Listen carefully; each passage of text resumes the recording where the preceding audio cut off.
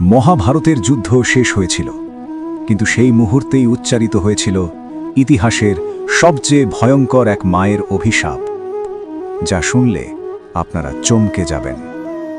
যেভাবে তুমি আমার কুলের সম্পূর্ণ বিনাশ ঘটতে দিলে, ঠিক সেইভাবেই তোমার কুলেরও পতন ঘটবে। তোমার বংশ নিজেরাই নিজেদের বিরুদ্ধে অস্ত্র তুলবে, ভাইয়ে ভাইয়ে যুদ্ধ হবে, আর এই আত্মবিনাশেই তোমার কুল ধ্বংস হয়ে যাবে। আমি ভাগ্যবতী হে বাসুদেব, আমার চোখে ছিল অন্ধের মতো বাঁধন, আমি সেই রক্তাক্ত বিভীষিকা দেখতে পাইনি। কিন্তু তুমি সেই মহাবিনাশ নিজের চোখে প্রত্যক্ষ করবে। তুমিই হবে নিজের বংশের ধ্বংসের সূচনা। মনে রেখো বাসুদেব, যেমন এক প্রসন্ন মাতার আশীর্বাদ এই ত্রিলোকে কেউ রোধ করতে পারে না, ঠিক তেমনি এক শোকাতুর মাতার অভিশাপও এই সংসারে কেউ এড়াতে পারে না।